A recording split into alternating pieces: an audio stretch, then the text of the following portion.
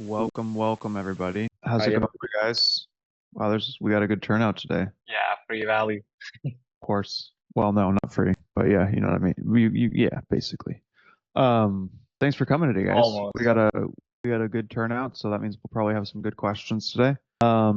Starting off, as I mentioned on the chat and everything, there will be something very, very special that I'm announcing at the end. It will not be at the beginning.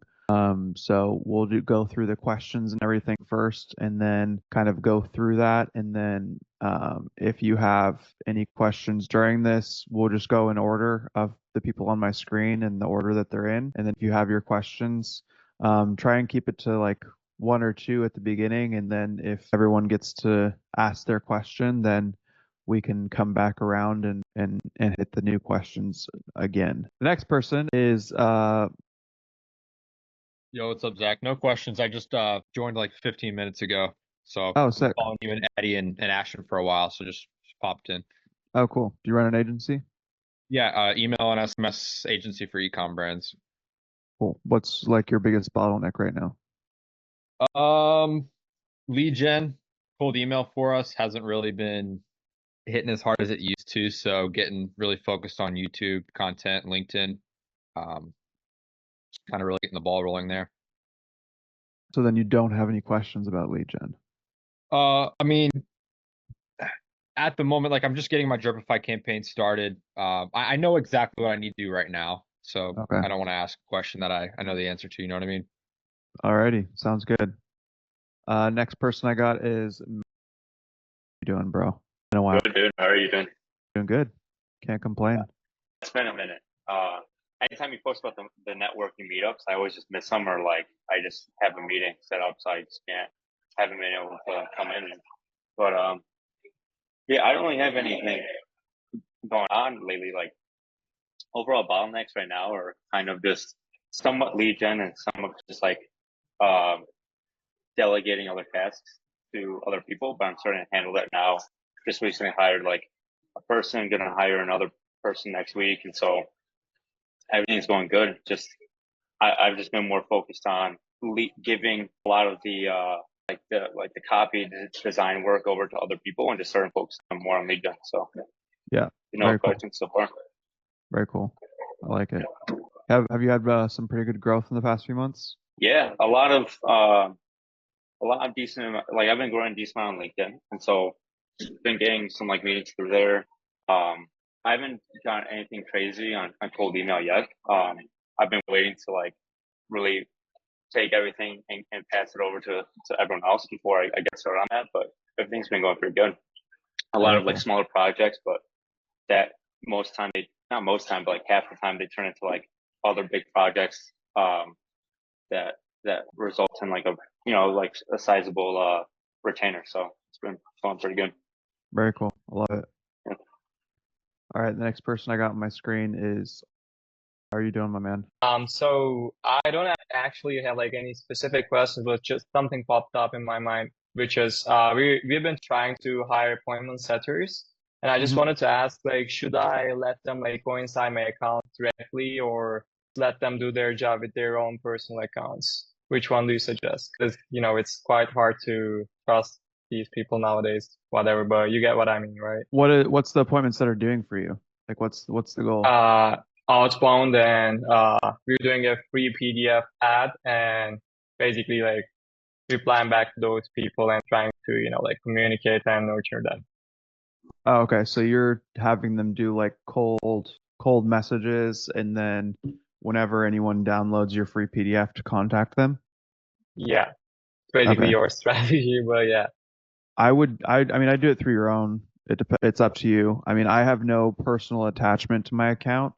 I only hmm ever got onto social media for work and for business, so I never had anything personal on it. I didn't even have Instagram before I started my agency. So I never was like, oh, my Instagram, I'm gonna lose it. I knew that the reason that I created it for was to get business. So for me, it wasn't an issue to let them in and let them kind of do their thing. But if you're hmm super worried about it and you don't want people inside, there are some like apps You just can't do cold outbound with them. Which Oh, platform are you talking about? Instagram basically. Okay. Yeah, so for Instagram, there's no apps. There's no way around it. You have to have someone in your account. The only way it works to have appointments that are on your account in Instagram is if Mm-hmm. they're answering outbound messages, because then you can put them inside of certain apps. Like Go High Level has an app that connects to Instagram, Yeah. different things like that. But you can only respond to messages that are inbound through those. Um, Mm-hmm. so that's the kind of negative side of things. If you want people to do cold though, I mean, I just do it through your own anyways, because then especially it depends on who you're hiring. They might have like a sketchy Instagram, or they might look spammy, or like, or they might not have good pictures, or they for sure won't look professional. So it's almost just better to focus on one profile and then Mm-hmm. just bring kind of everyone in on that profile to have them send out those messages. But you got to be pretty careful with how many messages Yeah. you send on Instagram nowadays too. And it's really hard to send cold DMs. You kind of have to respond to someone's story nowadays. You can't really send people messages. Um, Mm.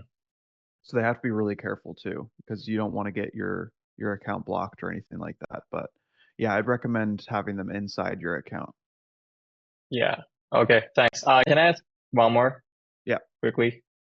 So I asked you about this like the other day, but we tried to do like lookalike audiences, basically like scraping the leads off Apollo and trying to, like match the phone numbers and emails, but it didn't really hit as much as we expected it to do. So like I was trying, are you specifically using like one or the other, like the phone number or the email address or just the company email address?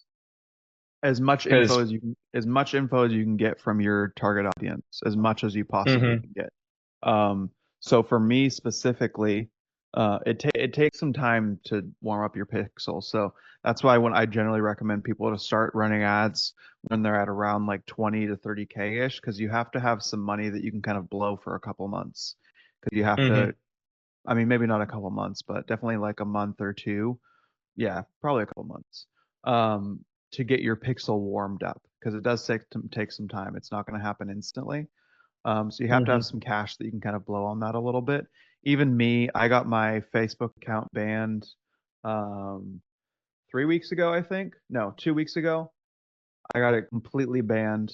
And then what I did is I got it back, but then I just started running like a free lead magnet ad just because I didn't want to get rebanned again. So I ran that for like a week. And then I started my lead gen ads again at the beginning of this week. And it took them a few days to kind of like warm up again before they started getting leads again. And so with hmm the Pixel, you have to give it some time to warm up. And oftentimes at the beginning, that takes a while. So starting off, DM ads are good to warm up the Pixel because they have they have a very high conversion rate because anyone and their mother will DM you. So I generally recommend like, hey, start out with like a free lead magnet so that people download it, and then do some DM ads so that it kind of starts warming up your pixel a little bit. Then you can do the some of those native lead forms that Facebook has where people can fill out those lead forms. And then from there, then go to like the full on building out landing pages and all that kind of stuff. Because if you go straight to the landing pages, with no pixel optimized or anything like that, it can still work. It'll just take more time than if you already have an optimized pixel.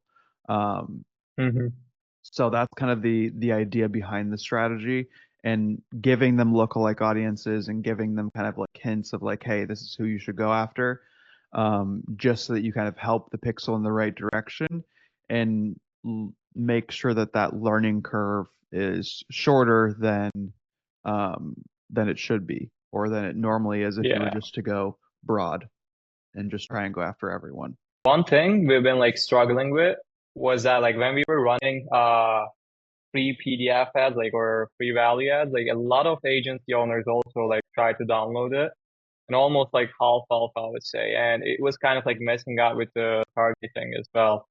Do you have like a specific solution to fix this somehow or just let it run that way or No, you just have to. I mean, the only thing that you can really do is that make sure that your creatives are targeted heavily towards e-com owners, and then Mm-hmm. making sure that your lead magnets are also heavily targeted towards e-com owners.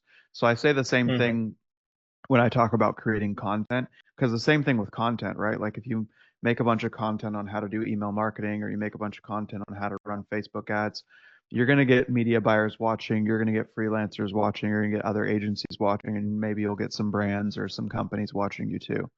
But if it's all based on how you actually position yourself and position the content.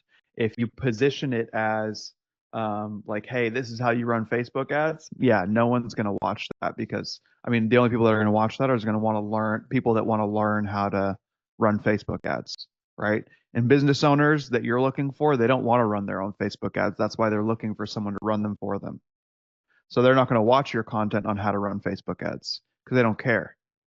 So what I recommend people generally to do when they're creating content is to make them very case study oriented, or as directed to your audience as possible. So like, for example, if it's like a case study oriented piece of creative or piece of content, it's something like, hey, check out this strategy that I used to grow XYZ brand to XYZ amount in revenue in just 3 months. My 5-step Mm-hmm. formula or whatever. Because then it's not, how the heck do I do this? It's a brand seeing how you grew that brand, and they want to know how you did it. Oh, yeah. Right? So it's not going to be a Okay. media buyer that's coming and saying like, "Oh, this is how you run Facebook ads." It's inside the PDF. It talks about Facebook ads, and it talks about what you did to grow that person's brand through Facebook ads. But the intro to it is, hey, this is how you grow an ecom brand.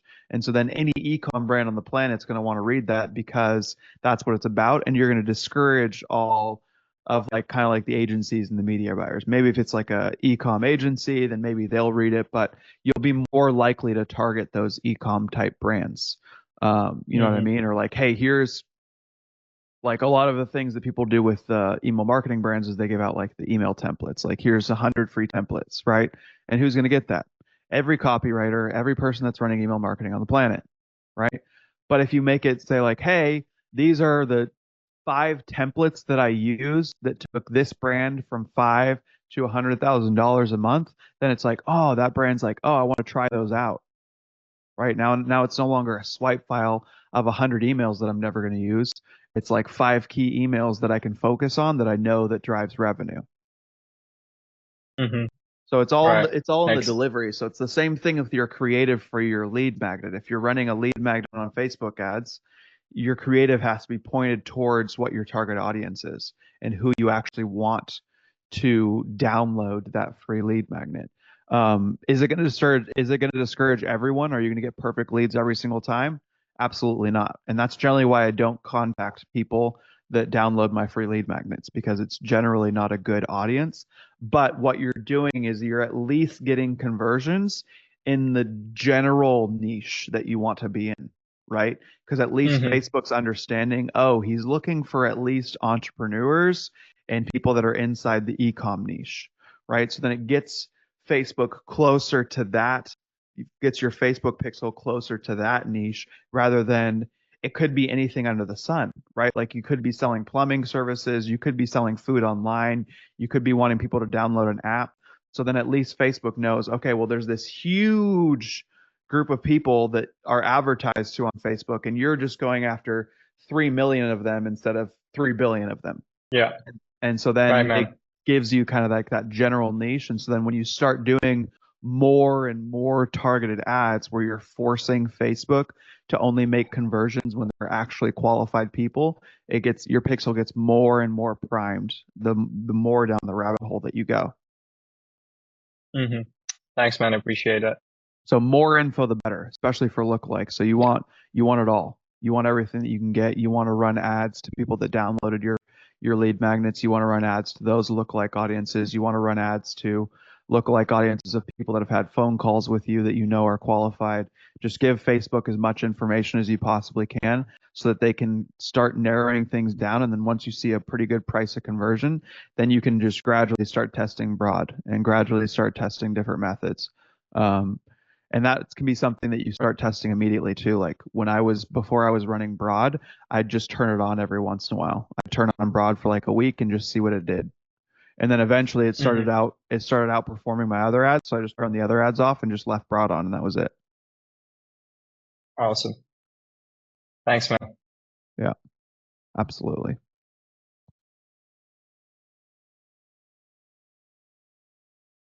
Hi, Zach. How's everything going? Doing good, my man. How are you doing? Good, really good, really good. Quite tired because it's been 2 months, very, very intense, but feeling good, feeling good. That's what I like to hear. I've had a pretty intense 3 months, so I feel you on that one. Yeah. So I'm really struggling actually right now with time management because I have different things to cover. As I have all the team remote, all the clients remote, it's very difficult to run everything. But I think that I'm overwhelming my calendar with meeting and I'm really struggling finding the time to focus on the agency scaling part, you know? So how do you manage all the meetings with the team and with the clients? Do you have maximum amounts of hours that you dedicate to this task, or how do you structure this part? So what are the meetings about? Who are you meeting with? So talking about the team, I have meeting with the operation team. And the operation team, as I do appointment setting basically on LinkedIn, I do appointment setting for me and I do appointment setting for my clients. So I have to do meetings with the appointment setter, with the internal appointment setters, with the external appointment setter. The external are those that run the clients. I have meetings with the sales department, meetings with the clients, meetings with the people in the team that I wanna and teaching them how to do LinkedIn, how to increase their performance. So basically this. So do you have any form of kind of management in your agency yet, or is it you with a bunch of kind of minions? The problem is that I have a management system that I use, but I never respect it. So I mean, do you have people that are supposed to be the managers? Yeah, 2 people. So do you have someone that runs your operations? Yeah, exactly. And so your issue is that what's the reason that you don't respect that role of theirs? That I always have some problems and I have to jump in the various calls to solve them or to teach them how to solve them. Because the thing that you have to, sorry? Even if I have the procedures. Yeah, so the thing that you have to learn, because it's all about leverage, right? That's how I can do more work than a freelancer because I can leverage people's time and I can leverage money, right? Whereas most people that are starting out a business, they can't leverage that, right? So what you have to think about is that you need to be able to have people and pay for the right people on your team that you can leverage, right? Now, these aren't the people that are kind of like your minions running around and doing the work. These are the people that are managing those minions, right? And I don't mean minions in a disrespectful way at all. I'm just using it as a term. But these are kind of the people that are just running around and doing the work. These are the people that are managing those people, because then your job and this is also a control thing. A lot of people have this issue. I never had this issue just because I was focused on not doing the work. I didn't want to do any of the work at all. So I was doing everything that I possibly could to do the least amount of work, if that makes sense. Yeah. But a lot of people, they have the issue where they do all the work and then they can't relinquish control of the work because they're perfectionists and they want it to be done exactly how they do it.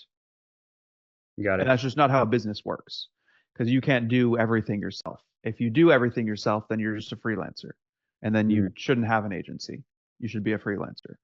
But if you want to be an agency, you need to learn how to leverage other people's time. So if you go to so if you hire an operations person or you have an operations person, the only person that you should be talking to on your operations team is the person that's in charge of your operations. Got it.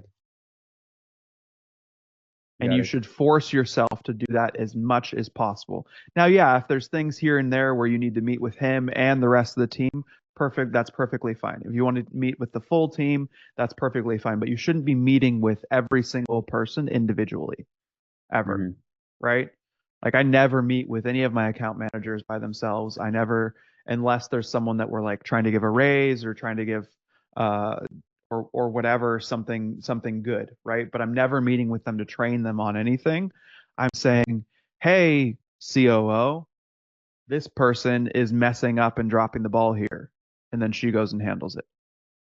If I don't trust her to handle it, then I've hired the wrong person.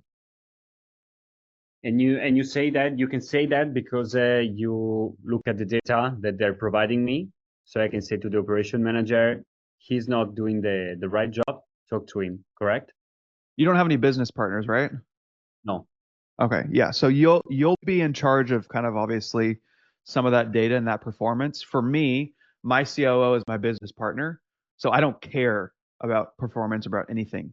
Once my job is getting clients, and then once I get that client, I throw them backwards, and whatever happens, happens. I don't care, right? Okay.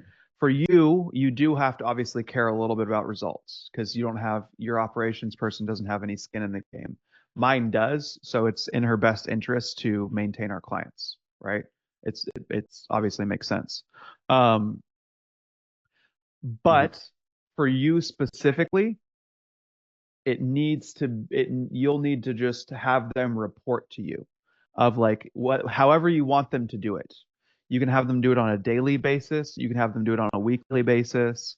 um, it entirely depends. So like my appointment setters, for example, I don't manage them because I have a closer that manages them, but they send reports every single day of how many follow-ups they did, how many calls they took, what the results were, and so then I can just go into the reporting section, see how everything is, and then that's that.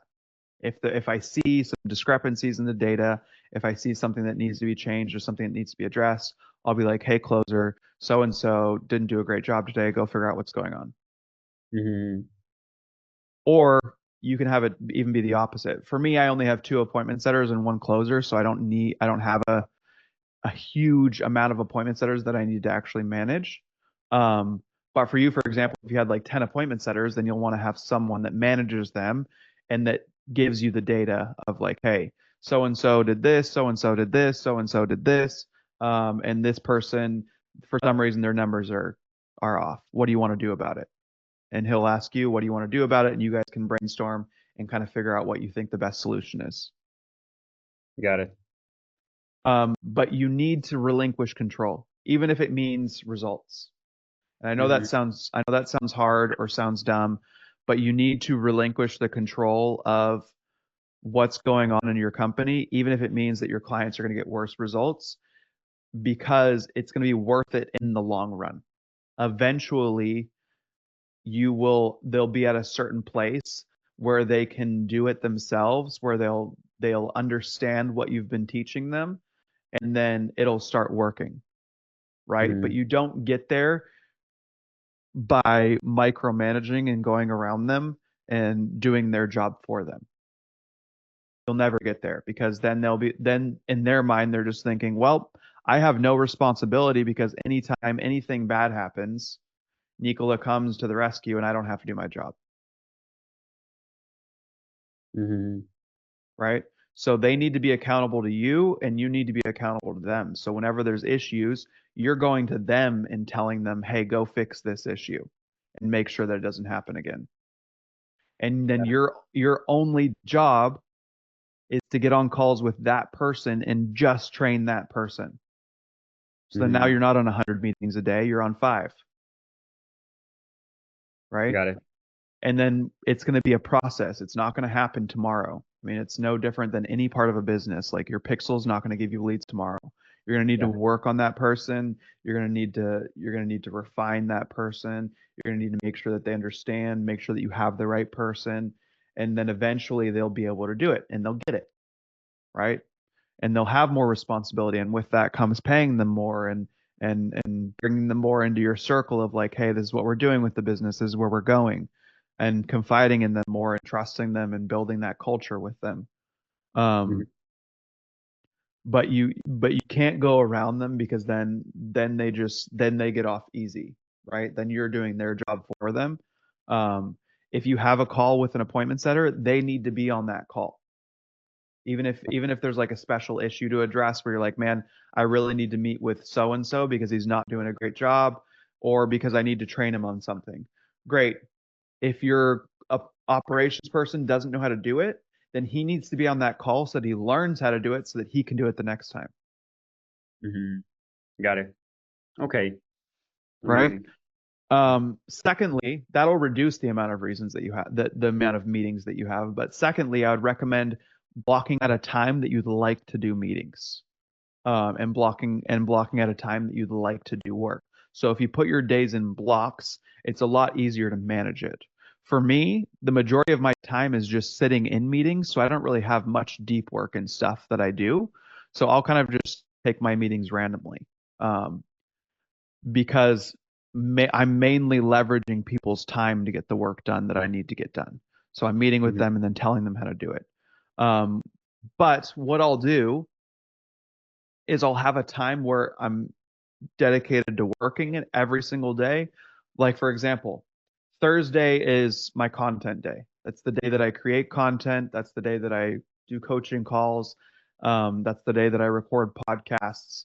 That's what that day is for, right? So Mhm. I'm not taking client meetings. I don't meet with clients anyways, but I'm not taking client meetings. I'm not taking meetings with appointment setters. I'm not taking anything on that day. The only thing I'm doing on that day is creating content, and that's it, right?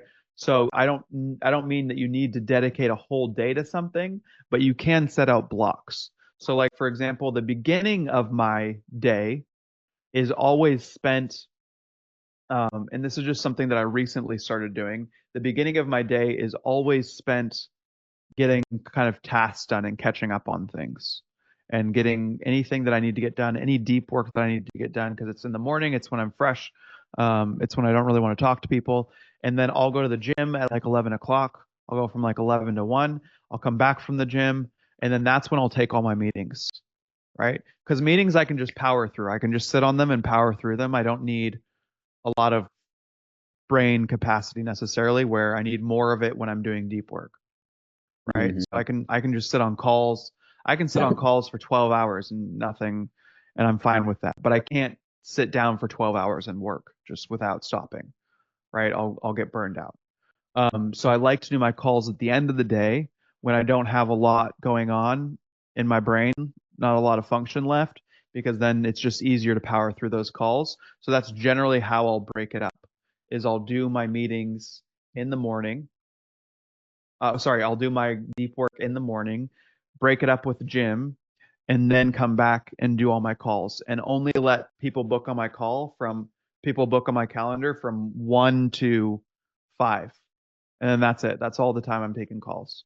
Now you might need more time than that because you might have more calls. It's just the reality of starting a business and being at the phase that you're in. Um, but you should still have times that you dedicate to blocking out on your calendar of like, okay, for these 2 hours every single day, I'm going to do deep work, and that's it. That's all I'm doing. No one can Mhm. book a call on my calendar this time, so that I know that every single day I have this time for me to finish what I need to finish. Mhm. Right? Because Amazing. in the end, you have to remember, you got into this business for freedom, right? Like you became a business owner for freedom. So you should be able to do with your schedule what you want to do with your schedule, regardless of what's going on. You should be able to dictate your own schedule. So if that's one of the things that Ashton was talking to me about at the mastermind we did in Florida, and that's why I started going to the gym in the middle of the day, because he was like, man, I always felt bad about going to the gym at like 11 o'clock in the morning or in the middle of the day. And I was like, yeah, I always feel bad about it too. I feel like I have to be working at that time. Like I'm required to punch in hours, but that's not the truth. We got into this business so that we could do whatever we want whenever we wanted to, right? So if you want to go to the gym at 10 a.m. when all your team is hard at work, go for it. Do it. That's your prerogative. That's what you're able to do, right? Or if you're like, man, my clients need me during this time, you know what? Talk to them in 2 hours. Go to the gym. They'll get their answer in 2 hours. Or if you're like, man, I really need to work. I need to get things done. Get work done at 7 p.m. No one cares. Like you're your own business. You can do it whenever you want to, and you can get things done whenever you want to. If your team's saying, oh, sorry, I can't meet at this time, see you later. Then go work for someone else that that doesn't care when you meet with me or whatever. You know what I mean? So if you're like, hey, I'm only meeting with my team members from 1 to 5 every single day, and if anyone has any gripes with it, like who cares? Mhm. You are your own boss, and you can do it whenever you want to, and schedule your time out for whenever you want to, and you're gonna do what's necessary when it's necessary, right?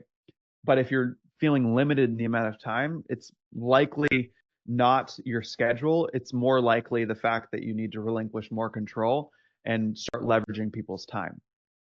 Mhm. So blocking out your day is important, but blocking out your day right now isn't your issue. It's not that you don't have a routine set. It's that you're doing everything and you're doing too much. Mhm. Got it. Yep. Amazing. Any other questions? No, fine. Thank you a lot. Beautiful. There's no one else with a video on. If you guys have any questions, make sure that you have your video on. Unless you're in some kind of compromising position, then don't do that, please. What's up? So iPhone 445, you're next on my list. Is that me? It's Hunter. I don't have my phone set, but I No have worries. a question that I'm running into, and it's pertaining to a lot of time blocking, and I notice I'm extremely more productive with what you're saying in terms of moving, my meetings. So I try to block my meetings starting at the end of the day, moving back down. I would love to just take a day off of like a Wednesday or something. I'm just not taking sales calls, but Yeah. I feel like that's gonna affect my booking rate.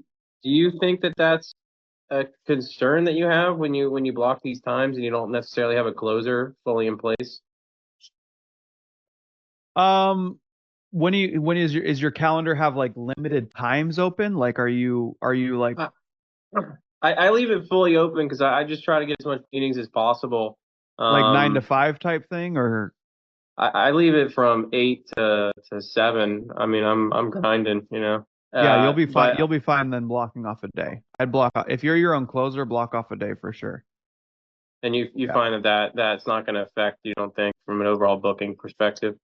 No, but and you know too, you'll see a trend, but block off the day where you have the least amount of bookings. Like we have the least amount of bookings on our calendar always on a Thursday. It's just the reality. I don't know why that is, but we have the majority on Monday, Tuesday, and then Friday, right? Wednesday is a give or take. Sometimes we have a lot, sometimes we don't. And then Thursdays are generally just dry. They're mostly when the setters and closers are just doing follow-ups. Not completely dry. They'll still do like 3 to 5 calls, but it's less than the previous days. Whereas Monday, they're booked from like 8 a.m. all the way to 7 p.m. without stopping, right? So find a day where you're pretty dry, where you're like, man, people rarely book on this day.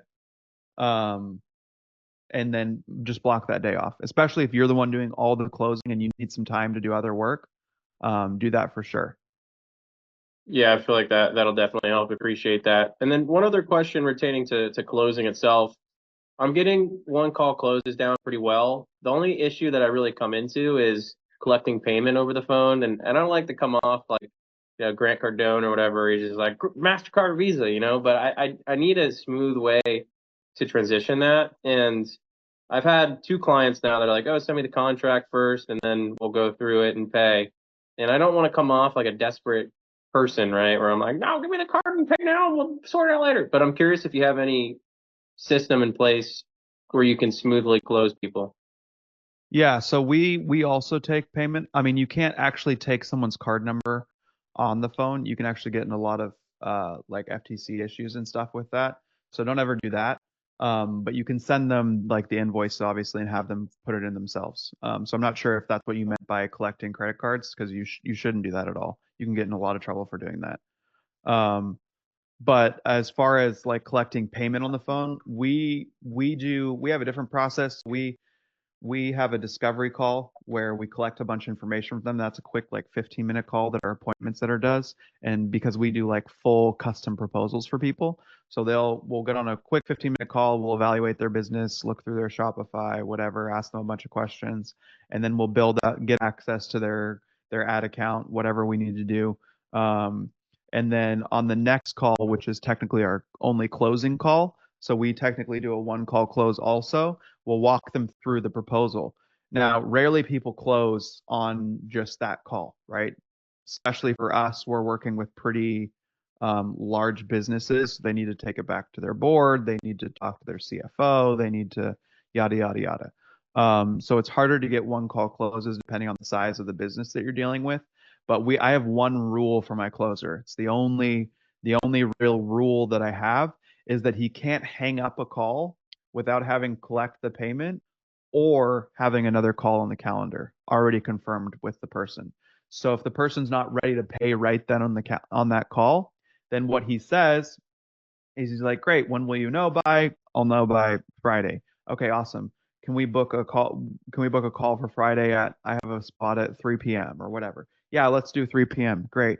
I just set that appointment. Make sure you confirm with me that you received it. On that call, we're going to do your onboarding. I'll send you all your contract information. I'll send you your invoice, everything ahead of time. If you complete it ahead of time, that's perfectly fine. We'll still go forward with your onboarding. If not, we'll do all of that on the call. We'll go through your contract. I'll answer any of your questions that you have, and we can collect the payment right there. And they're like, perfect. That sounds great. Absolutely. So you're setting the tone for that next call where that payment's going to be taken. So then they know when they get on the call, they're going to come on with their questions. And then when everything's ready, they're like, great. I sent you the invoice over. I sent you the contract. Did you have any questions about those? No, you don't? Okay, awesome. I'm going to wait here while you input that information. And if you have any, and I'll be here to answer any questions that you might have. While you're doing that, I'm going to make sure that I'm setting up your onboarding with the team so that they can get you rolling immediately. Frame. So setting it as a payment collection date rather than another sale. It's not a sales call. We call it an onboarding call. And it's do really you, just do the you, closer do you getting keep that on as a there. welcome call too, Sorry? or is it just are you also putting that? No, later they'll meet with their account manager. We call it an onboarding call, but we're not really onboarding them. Like they don't get added to anything yet because, well, I mean, they do once they pay and everything, then they get automatically added to their Slack channel, but then their account manager will reach out and then they'll do an onboarding of like, hey, we need access to this, we need all these permissions, we need this, you need to fill this out. And then that's their actual like true onboarding. We just call it an onboarding to kind of like push them in the direction of like, hey, this is going to be when we're starting. So expect to start. Like this isn't another sales call. This isn't another time where we're going to try and sell you what we're doing. Like we're assuming that by the time you get to this call, you are sold. So if you are sold, there shouldn't be anything else to address. We shouldn't be pushing this out any further. Right. And we'll even have clients oftentimes where like, hey, if it's like a Tuesday and they're saying I'm free on Friday, we'll say, great, we'll send over the contract and invoice right now. If you complete it before Thursday, we'll make sure to get you onboarded immediately. And we'll just cancel that call and set you up with your account strategist. If not, we'll see you on that call. And we'll even have people sometimes that between the Tuesday to Thursday, they'll just pay and sign. And then we'll cancel the call and then just send them over to the account strategist. And then everyone just saved a call. Right? Yeah, but when that's you great. have that call booked on the calendar, it makes it a lot harder for them to ghost you, which is the first thing. And then it pressures them a lot more to get the payment and everything done faster. Not like in a Grant Cardone way, like you were saying, but more in like a hey, this is happening. You don't need to if there's no reason to delay it, don't delay it type thing. Yeah, I think that'll definitely help all around. The one other element that is a little bit frictiony in terms of my sales process is I'm an Amazon agency. I also have the discovery call where I find out everything and how I can kind of create the audit. I was considering starting to send the audit as a Loom video before my second meeting. Is that something you guys do? Do you have any experience with that? Don't send your audit beforehand. Because a lot of people will just take that and run, or they'll misinterpret it and not like it. You know what I mean? Because a lot of the times those audits, they have to be explained and sold to someone, right? If you're just giving someone, that's why free Loom audits don't generally work very often, because people see the audit and they're like, that doesn't really work for me. That isn't really what I wanted. You know? Right. So it makes it more complicated to get them on that second call, because they'll read it and they'll be like, great, thanks, saw your audit. That's it. And then you have no chance to actually close them or to actually sell to them. But so what we do is if someone wants to see the audit, we make them get on a call with us. We will not give them any form of audit. Even if we've created the audit, we will not send it to them unless they get on a call with us. And oftentimes we won't even send it to them after, depending on like how we feel about the client. I like that. Yeah, for me, I think the logic behind it was from a closing perspective. I've been told that you can kind of complicate the brain when you show them so much information at once. And I was thinking if I could segment that out, perhaps I could increase the closing. But it sounds like your method of adding a third call and setting it kind of eases that on its own.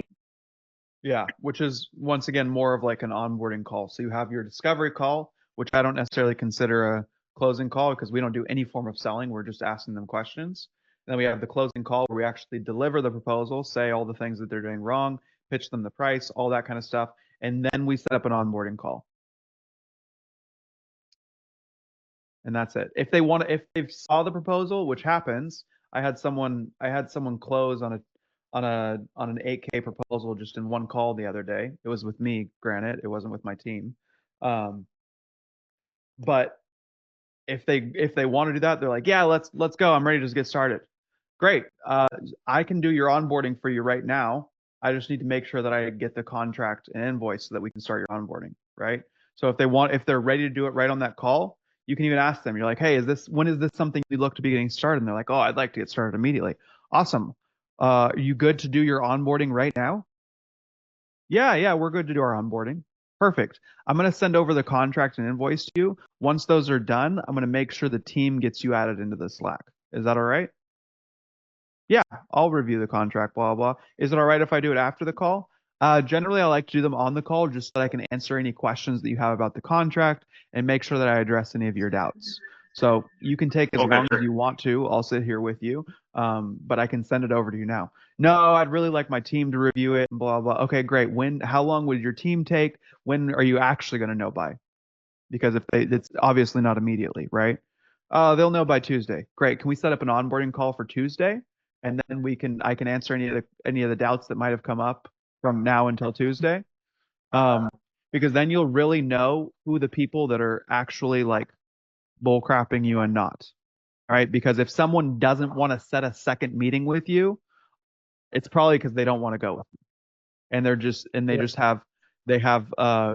don't want to say no. They don't like conflict. They don't want you to keep pushing, etc. So people will say yes, especially with women. Women will say yes to not say no, and then just ghost you later because they'd rather just do that rather than have a conflict on the phone or say no to someone.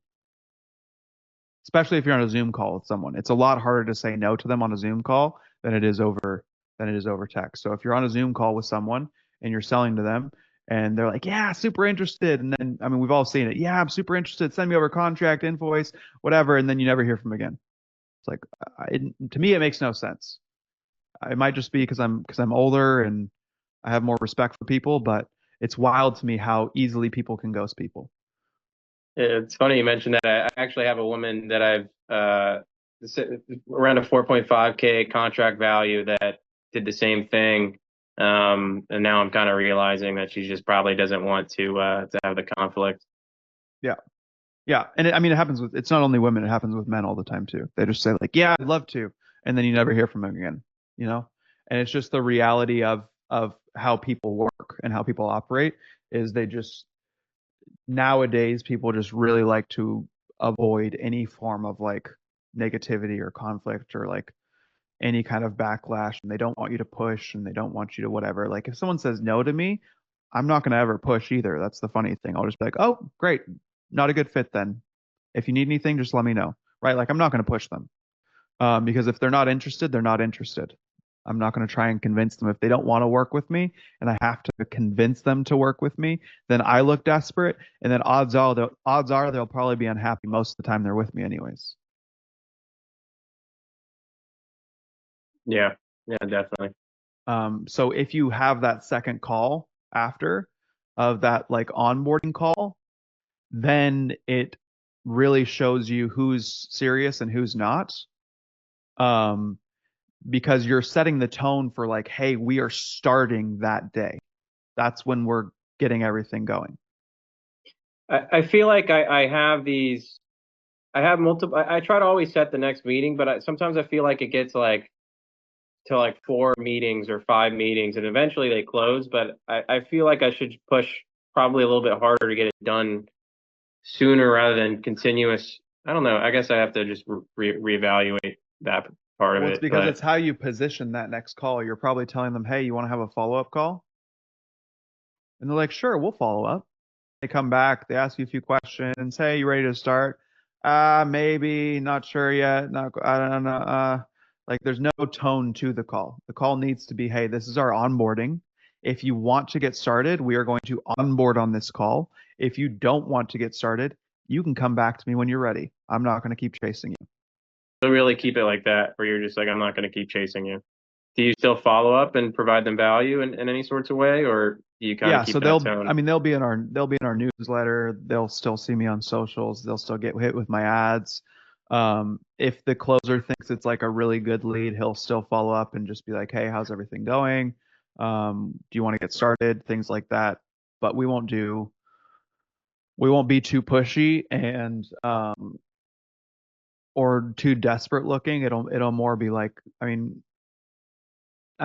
really depends at where you are in your agency too. Like if you need clients, you might want to be a little bit more pushy, but um, if you have a good lead flow, like the good ones will come and they'll sign with you and they'll be the right clients to work with anyways. If you just need the cash, you might need to follow up with them a little bit more, but it's a lot easier to follow up with someone on the phone too. So I generally have my closers and setters do phone calls rather than emails and texts and stuff like that.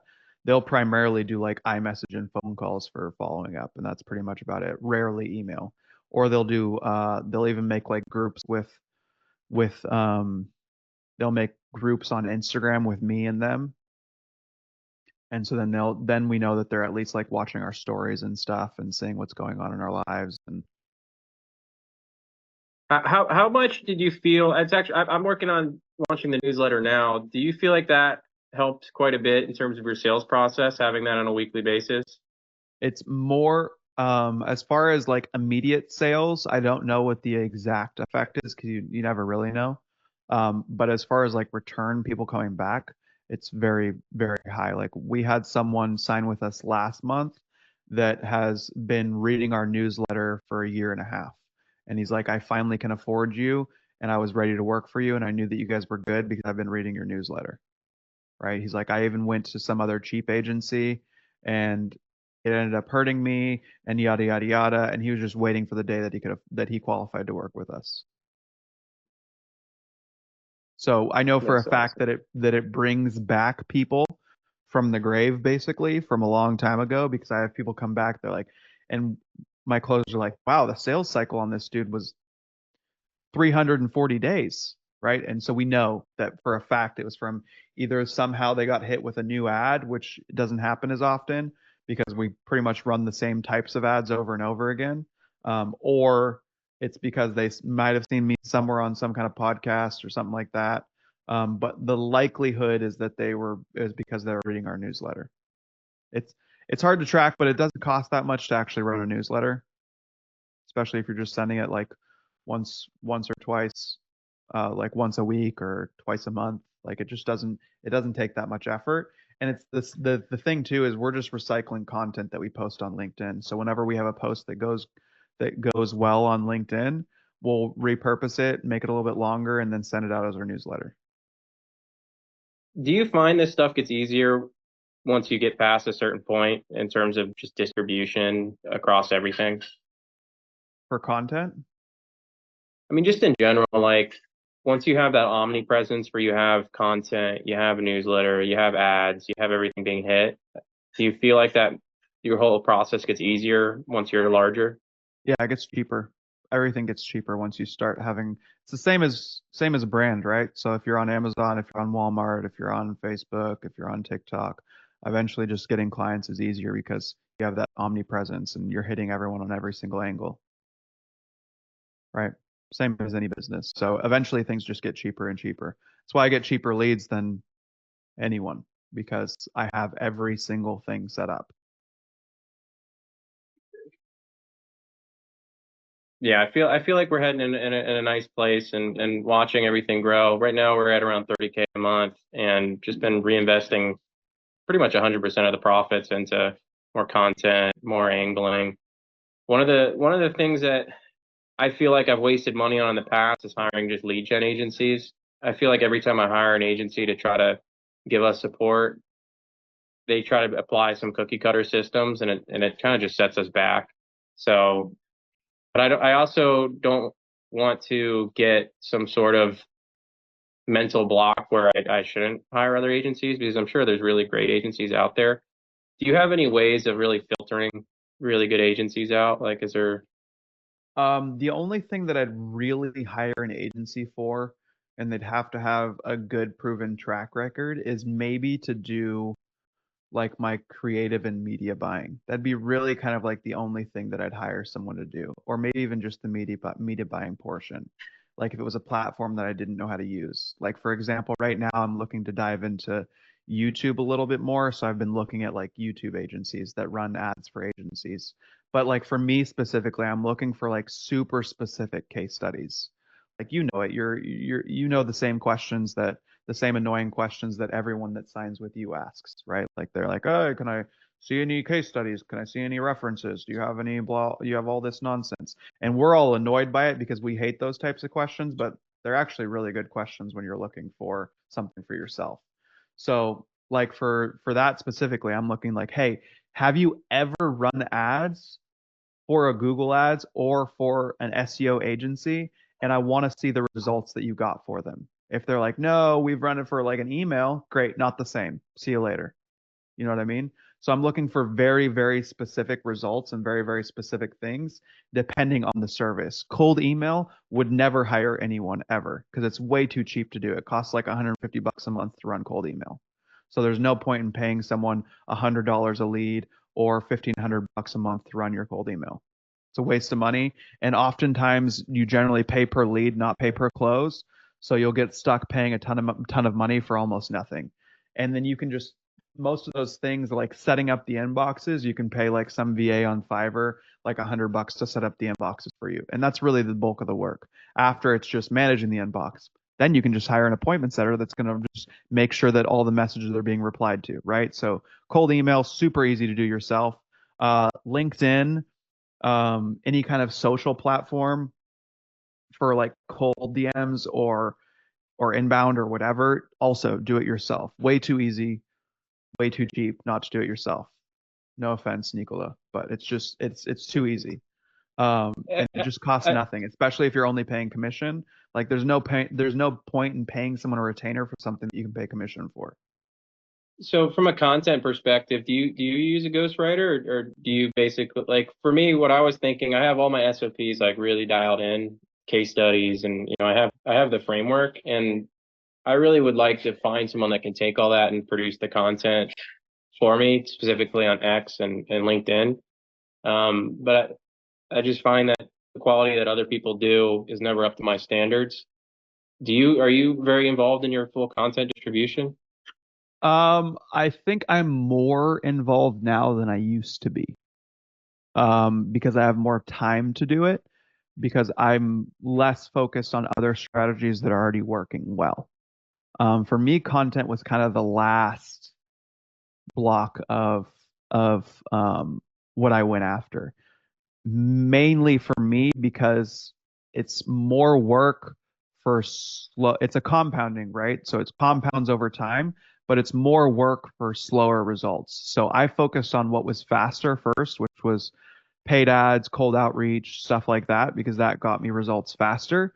And then now I'm more involved in the content side of things, um, because I see the benefit in the omnipresence now, because now people are going to look at my content once they see my ads, etc. Um, I still take kind of like the lazy way, where I do like a lot of interviews, where I do like a lot of podcasts and stuff like that, and then just have my team clip those up. Like I'm not really recording any short form content myself for things. Um, but as far as like the writing goes, I'm not writing anything either. So I don't do. I'll review some of the stuff. I'll look at they'll send reports on a weekly basis, letting me know, how many impressions, how much engagement there was, what, and I have a really, really good guy that does that on my team. So I trust him to do that kind of stuff, and he's been doing it for a long time, and he has really good results, etc.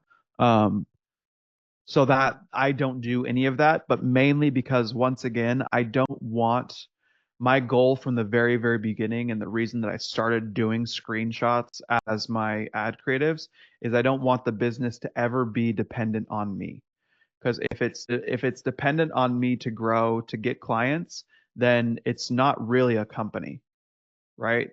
If I can't leave on vacation for a month and my business tanks, then I didn't really build a business. I built something that I'm just a glorified freelancer with some contractors. So for me, my goal is always to build everything where it doesn't depend on me, right? So when I hire a closer, I'm making sure that they know, hey, you're also in charge of the appointment setters. You're also in charge of your closing rate. You're also in charge of making sure that everything works out. If I'm hiring someone, and then an EA is super, super important to have. That'd be like the first person I'd hire in my agency if I went back. Because then my EA would be the one that just, my EA right now, he's the one that manages all my social media. He's not the one that's actually posting the stuff, but he's the one that's actually posting the stuff, but he's not the one that's actually writing the stuff. So he's making sure that the people that are writing the stuff gets the stuff to him on time. Then he goes out, he posts it, he uploads it on every single platform.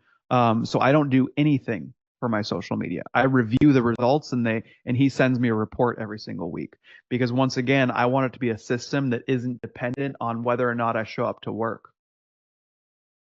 Now there is some kind of dependence, because obviously they have to get clips from videos that I do, but I can record 2 1.5 hour podcasts in a day, and then that's enough short form content for a month.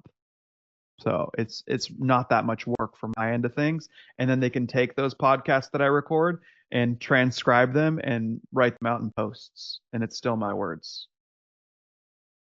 Yeah, I had this idea where I was just going to send my closing videos to get them chopped up, because I make very convincing arguments when I'm trying to close a client. Yeah. But yeah, it sounds like, I actually had an EA when I first started, and it was super, super helpful. But then I thought that I was getting ahead of myself, and kind of decided not that it wasn't a really good fit. But now I'm getting to the point where I am reevaluating it from a strong EA perspective. What kind of budget do you need to set aside for someone that's really high caliber? I mean, part-time, you can get someone for 1,500. Full-time, you can get them for around 3,000. It depends where you live, and it depends if you want someone local or not. I wanted someone in my time zone, and I wanted someone in the US. So it's a little bit more. My next EA, if I ever get another one, will be in person. So I'll have someone local to where I live.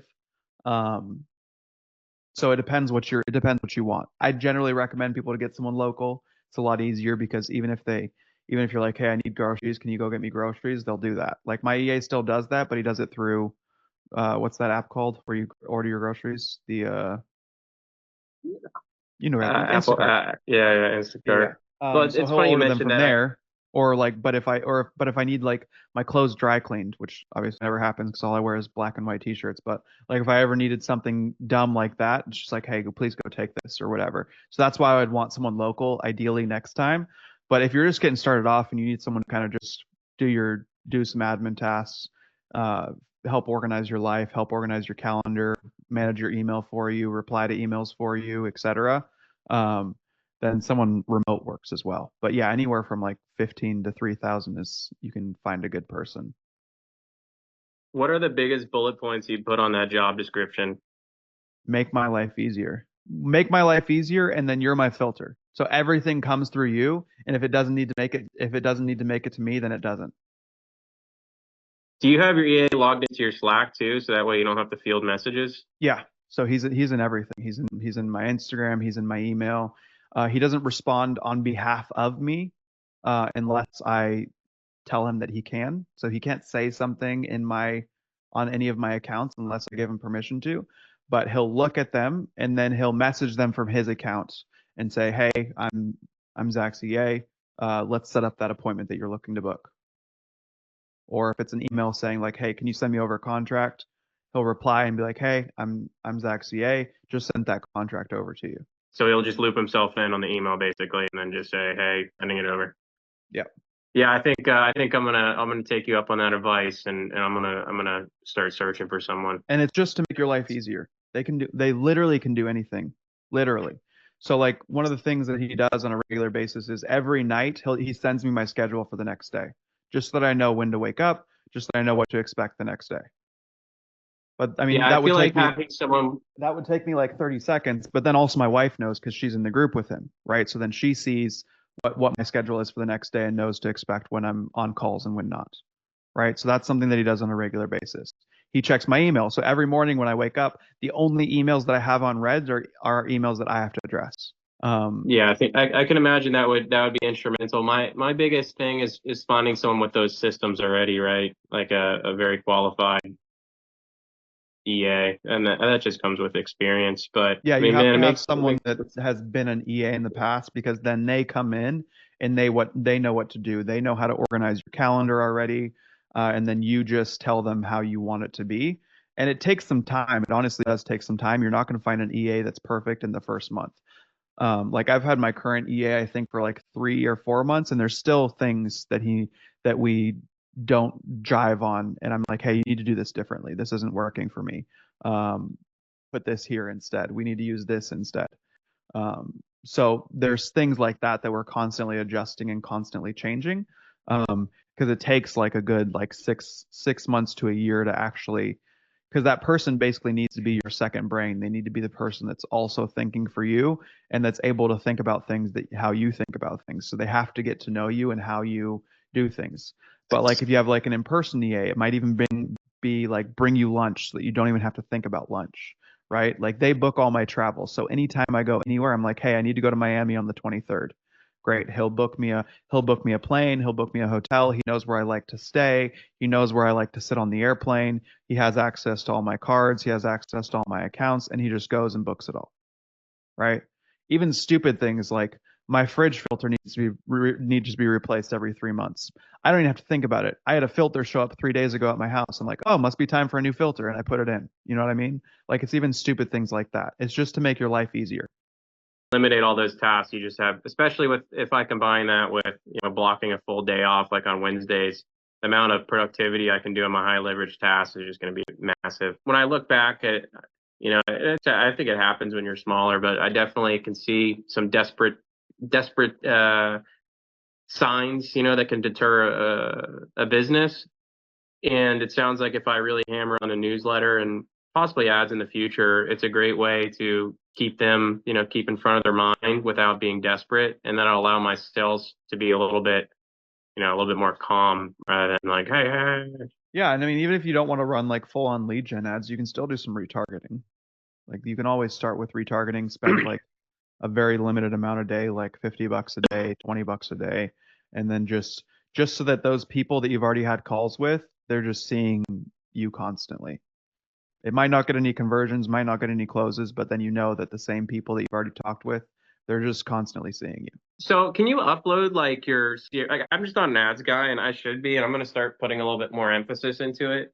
Can I upload like my CRM into ads to target them, or is there any way I can, pinpoint you can my just customers do and ads? the list of like emails and phone numbers and stuff that you have. That's one of the things that we were just talking about. Is one of the ways to do it is you can literally just go on like Apollo and scrape a list of ecom brands and then upload it into Facebook and run ads to all those people. Okay. So I could just take my cold email list and apply it over to Yeah. ads. Yeah, And my I'm cold pretty much plug and email play. list, I run ads to, I put inside of Dripify, and then I also send emails to. So they get Yeah, hit we on just all set- 3 angles. I got 30 accounts now on LinkedIn that we got plugged in, and I'm trying to scale to 60.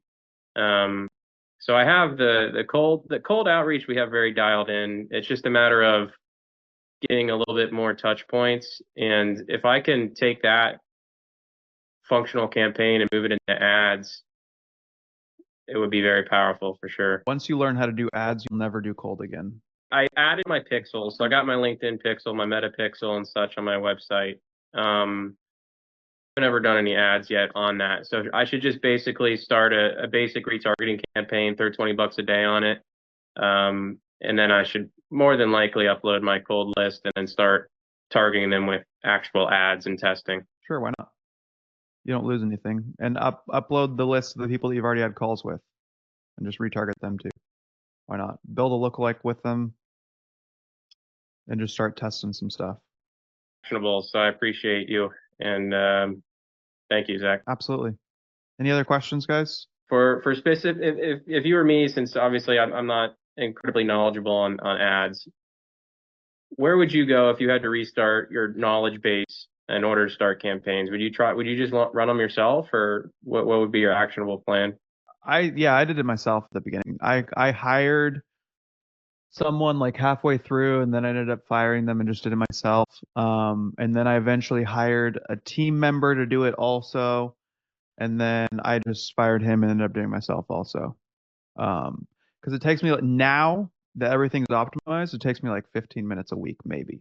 Oh, so it gets a lot easier once you optimize too. Once it's all optimized, once all the changes are good, once everything's rocking, it makes it a lot easier. Yeah. So at the beginning, you can definitely test around and play around, especially if you have some money to blow. Obviously, no one does, but if you're not like gonna go out on the street from testing, then you can certainly do that. But I think I have a video on it, so you can go watch that video. I haven't done a video on DM ads. I should do one because that's a great place for people to start running ads. So I should do a video on DM ads also. And then I still can't give my native lead form strategy out, so can't make a video on that yet. But that's another good place to go to. I can do one on I have a lot of videos to create. I realized this the other day. I went to go record a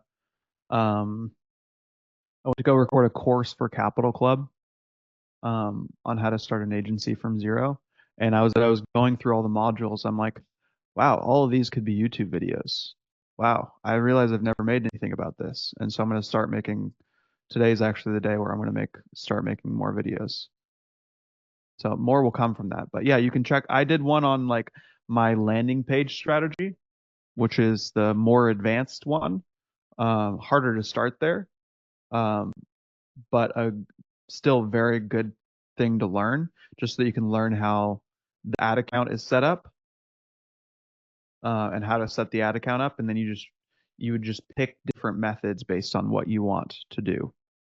Got it. So I'll watch that video. In terms of You can the also, landing Chris, page- where's the best resource that you think for like media buying information for like Me.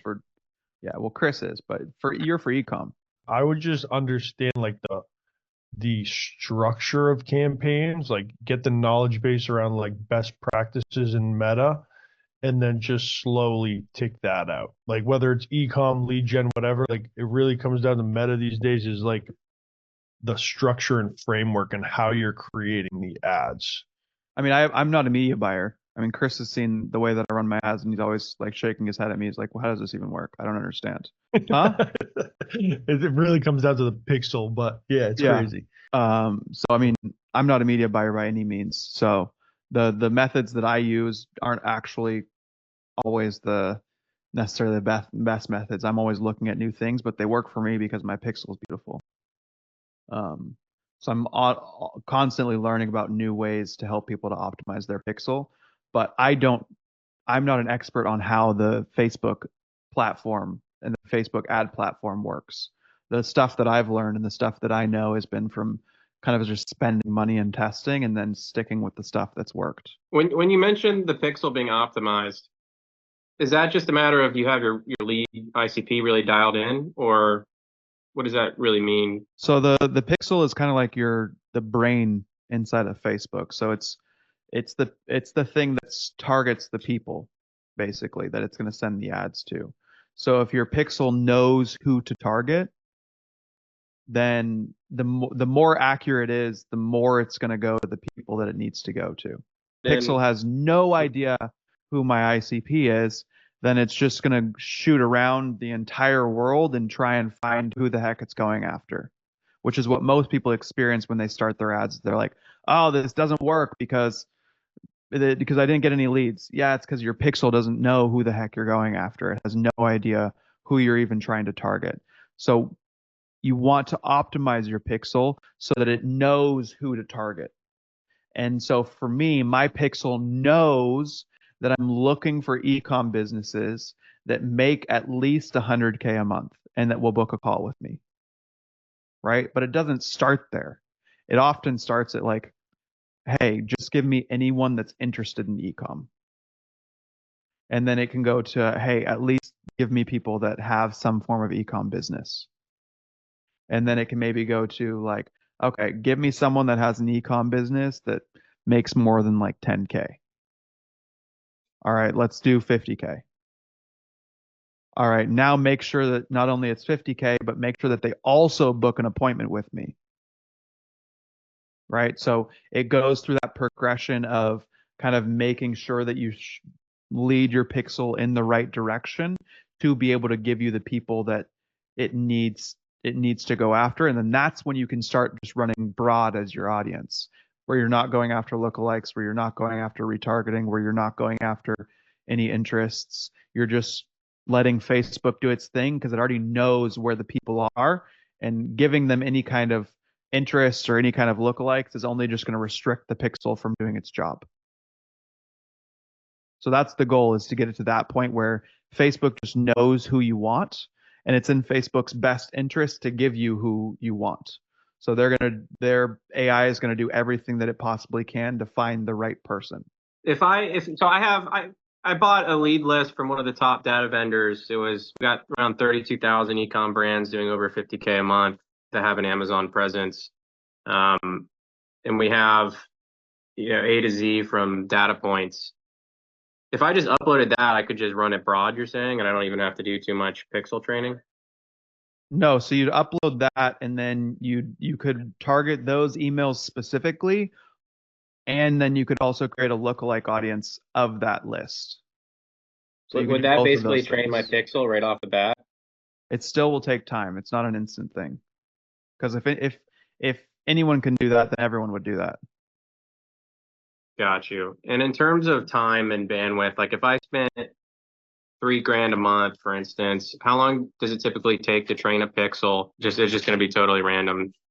Depends. Yeah, it depends on how much data you feed Facebook, how quickly you feed it to them, and how quickly they find the audience that you're looking for. I don't know what the exact number is. I heard this the other day. I'm not sure how true it is, but I heard that it takes Facebook, like, I think it was somewhere between like 30 to 50 conversions to exit like the learning phase and to understand even what your campaign goes after, something like that. 50 in 7 days. So it has to be 50 in 7 days. So, and if your account doesn't get that, then it doesn't know quite who you're going after. But that can take some time, especially if you're only spending $1,000 a week. Odds of you getting 50 conversions are pretty low. So right now, through my cold email endeavors, I'll send anywhere from 50K to 100K a month, and from that I can get 30, 40 meetings. So like our we've tested a lot of it, and we've got like the text down. So essentially, what I'm thinking is just take what works, repurpose it into an ad format, upload this list, and then putting 3K a month maybe is set aside for this type of marketing. I'm curious, what is your current cost per lead through ads? And is that, I guess that's probably not even the best metric because it really depends on what they close for, right? Well, no, that's a good metric, but it's different because we're not just going after a lead. We're doing a qualified booked call. So it'll vary for people. Like I can get a lead for like $5 probably on Facebook, but if they're qualified or not, probably not. Are they gonna even get on a call with me? Probably not. So the way that I have my ad set up now that I've trained my pixel is it only fires for me, like the conversion only fires when it's someone that's qualified and they've actually booked a call on my calendar, right? And so for that, I generally get between like $50 to $100. Wow, that's so cheap. But for other people, it's different. Like Eddie and Ashton, I think theirs is more around like $200, but they have a different strategy than I do. And they do different things with their ads. They don't go after booked calls, for example. They're just going after qualified leads. So they actually reach out to their leads after they book a call. It's so scalable, even at $200. No. Yeah, even if you're anywhere between like $50 to $500, you can still like then that's when it becomes predictable because okay, it costs me X amount of dollars to get a lead. I close 25% of every lead that I get that comes through ads. So then that means if I want to get 10 clients this month, I know that I need to spend X amount. And that's exactly how you scale an agency. So But that's why I said be... once you unlock ads, you'll stop cold forever because cold's so unpredictable. Cold email, maybe a little bit more predictable, but everything else is very, very unpredictable as far as how many clients you're going to get and how much it actually costs you to get a client. Because you could have a dead month with cold email. It's happened to me. Like you get absolutely nothing and there's zero from it. And you're like, okay, well, all that money, all that time wasted. Whereas ads, every single month, if you pretty much maintain your account, continue to upload creatives, continue to make sure that everything's working, it's going to work every single month. That sounds like a dream, man. It's funny how it wasn't even on my radar, but now it just seems so obvious that this is the way that I should move in terms of scaling. So I appreciate unlocking that perspective for me. Absolutely. Catherine, did you have any questions? Saw you popped your video on. Hey guys, yeah, I was driving, sorry. So you've answered quite a few of the questions. I was gonna ask you more about training the Pixel and what you were training it for, which you said was booked appointments. I'm not in the e-com space. I'm in just a digital marketing agency that works with multiple agencies. So I don't know exactly. I guess one of my questions is how often do you change your creatives? How long did it take you in your process to kind of optimize your pixel? And then the 15 minutes that you do spend on your ad account every week, what are you doing during that time? Yeah, so it depends on how much you're spending. It depends on how much you're spending, how many creatives you need. So for example, someone that's spending $1 million a day needs much more creative than I need if I'm spending $600 a day, right? So it really depends on how much you're spending to how much creatives you actually need. For me, mine's a little bit more reactive rather than proactive, which I don't necessarily recommend, but that's mainly because I'm inexperienced as a media buyer. But when I see like things not working like I want them to, then I'll be like, oh, I'll just throw more creatives at it. And then it generally bounces back. Whereas other people, they probably have formulas of like, oh, after spending X amount, I need to upload X amount of creatives. And Chris might have more of like a formula for that. But for me, it's more random of like, oh, my ads aren't performing. I must need more creatives. Oh, I added more creatives. They're still not performing. I must need another landing page. And so then I'll create another landing page. Oh, my ads aren't performing now. I must need, I don't know, different, what else would be another variable for me? I must need, I don't know. Those would probably just be the only two main variables that I focus on is making sure that I have new creatives and then new landing pages. And those are really the only two things that I cycle. So my 15 minutes are I pop on and it's not even necessarily 15 consecutive minutes. Like I'll pop on, look at the account, see how it's doing, and if it's doing great, I don't bother with it, or I'll increase, decrease, whatever, increase the budget, decrease the budget, depending on how it's going. If it's a day where I'm getting, or a week where I'm getting really cheap leads, then I'll continue to increase the budget every single day. If they start going down, then I'll be like, dang, we need some creatives, and then I'll go tell my team, hey, go make some creatives for me, and then I'll just upload those.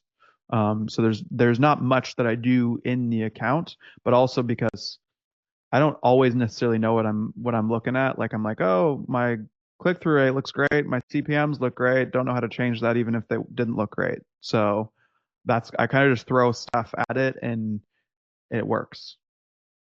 I don't know if that answers your question. So does Chris, are you skilled in all Facebook ads, or is it specific to e-com? E-com. But going back to like what I said, it's really structure. I mean, we literally have a how many Facebook ads do we need calculator based on budgets and like concept iterations. So it's kind of, I mean, if your budget's like 10K, you could probably get away with 12 ads. If it's 30K, you need 36 ads That's a day or a month? a month. Okay. I'm at the stage where we're spending around $2,500 to $3,500 a month.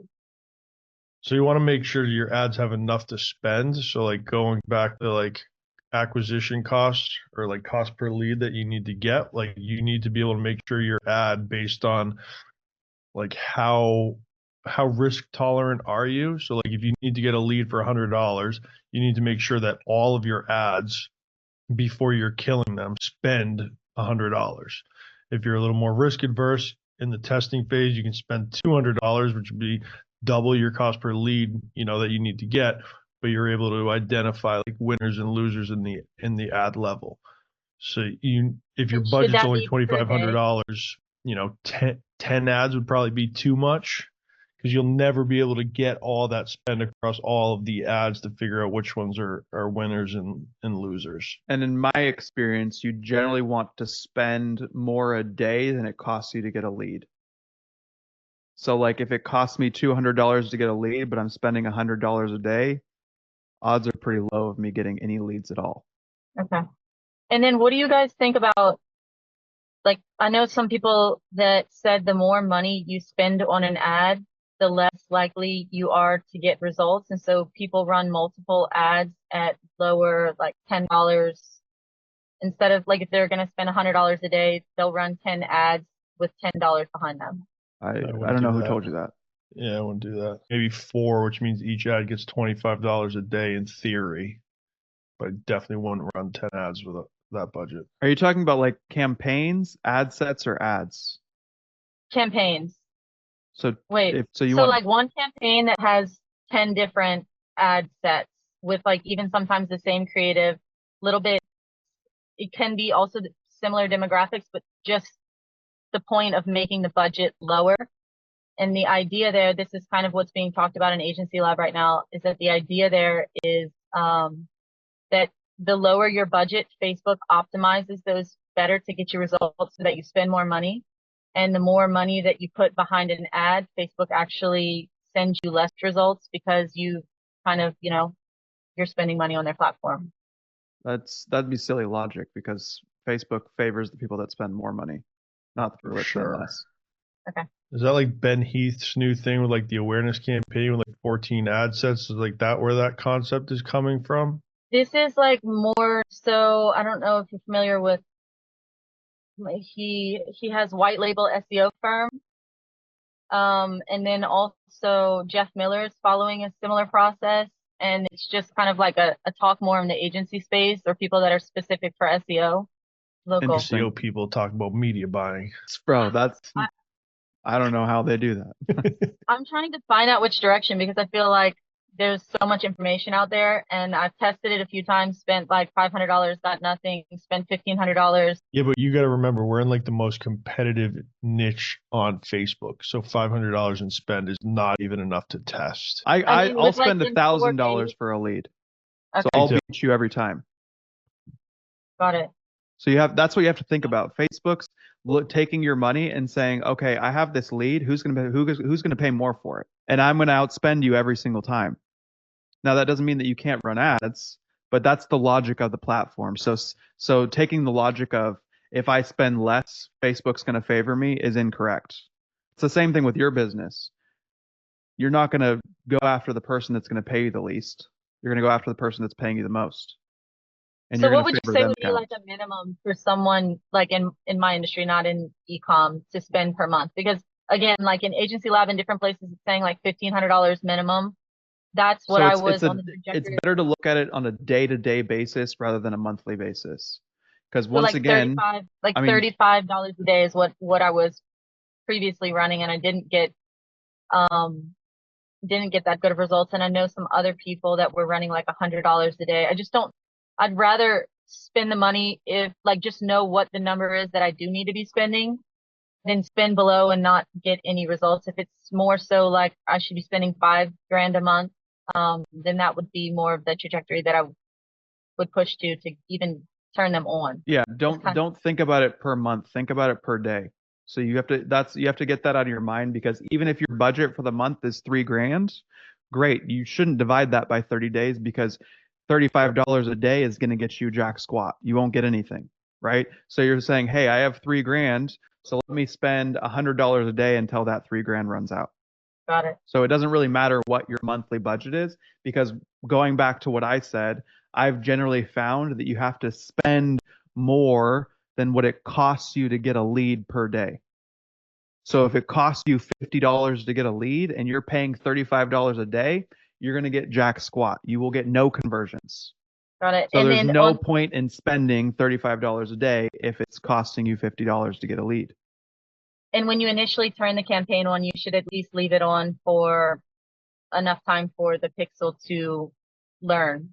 And then after that, you can run whatever your budget is, like say it's 3 grand. And then when that budget, um, optimize for the per day lead cost that you're looking to aim for. And then when that's like, your budget's up for that month, you can turn it off and then just turn it on the next month. Why would you turn it off? Why would you turn off if it was getting you clients? If the budget's like 3 grand, Yeah, then you would increase your budget if you're getting results. That's why I don't want you to think about it on a month-to-month basis. I want you to think about it day by day of like, hey, this is my risk tolerance. I'm willing to pay. It's just like a trader. Like a trader says, I'm willing to lose this much money on my trade before I pull out, or I'm willing to make this much, or at this much money, that's when I'm going to increase my whatever, right? So that's what you have to think. You're thinking, okay, I'm gonna spend $100 a day, and my risk tolerance is I'm gonna spend $1,000, right? So then you'll spend that $100 a day. If by the time you get to the $1,000 you got nothing from it, then that's when you said your risk tolerance was. So then that's when you turn it off and you say, okay, great, this doesn't work. I'll wait till I have more money and then I'll come back to the drawing board, and right? would you use the same pixel? Yeah, just always use the same pixel. But if after those $1,000 you closed a bunch, then it worked, and keep adding more budget to it. Right. Jack, can I hop in for 2 seconds? Yeah. So in our industry, right, all of our retainers are X amount of dollars. In order to the best way of figuring out a budget isn't some arbitrary number or dollar amount. It's like, what do I need to acquire customers for, new clients for? What am I willing to pay? Calculate your lifetime value. So if, I don't know, let's say you charge $500 a month and they stay with you for 12 months, that's $6,000 in revenue. If on a profitable level, you're able to acquire clients at $1,000 each and you're still in profit, then I'm willing to spend $1,000 to acquire a single client and look at it like that. And then as you build out a team or whatever, and you can scale more, instead of bringing on one client a month at this budget, I can bring on 3 at this budget. Now I'm willing to spend $3,000 a month to acquire 3 clients because they're going to net me X amount of dollars on the back end. Budget shouldn't be a fixed number. It should be a scaling number based on knowing your finances and what, I mean, I think my client acquisition cost over the last 3 months was $1,600, but they stay with me for 12 months and I charge way more than that. I mean, it just has to, it's just like an e-com brand. It just has to be profitable. So if you know that your cost of goods is $10 and that you're selling it for $30, and you know that your LTV from a client is whatever, $100, you know that if you spend $30 and you get $100 back, then you're probably pretty good, right? Yep. So Right. it's the same thing with the agency. If you know that, okay, I'm closing someone for $5,000, I know that this person's going to stay with me for 6 months, so then I have 35,000 from this person. I know that my profit margins are 30% or what, or 40% or 50%. Then I know that 15,000 of that's profit. So I can spend 15,000 to get a client if I want to. I mean, obviously you're not going to, but that's how you're really able to calculate.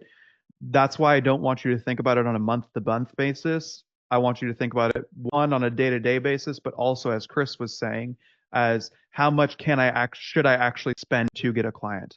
And if it costs me more than that, then I'm unprofitable, right? Might need to be unprofitable at the beginning just because your pixel isn't optimized yet. So you might need to spend and lose a lot of money at the beginning. It just might be the reality of getting that pixel trained.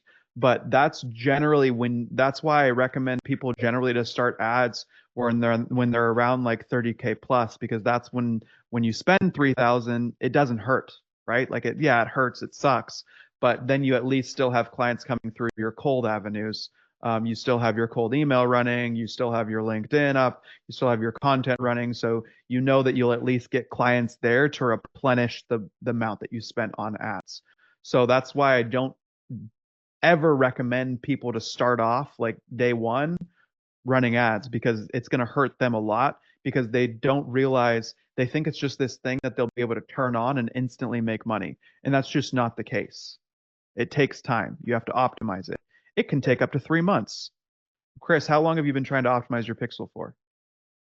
I don't want to talk about it. Like, it can take time. It can take a lot of time. So you don't want to bank on that as like, oh, I just need to run ads and then my agency will be perfect. But also the key is that the ads. So like, I don't know what your niche, you kind of said you're like just digital marketing. Like, I don't know who you're targeting, but like you have to have good ads.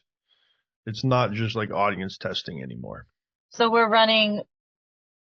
we have a landing page that we want to run specifically for custom websites, like informational websites, and then Shopify websites, and then another niche that we are in, which we also do SEO and ads.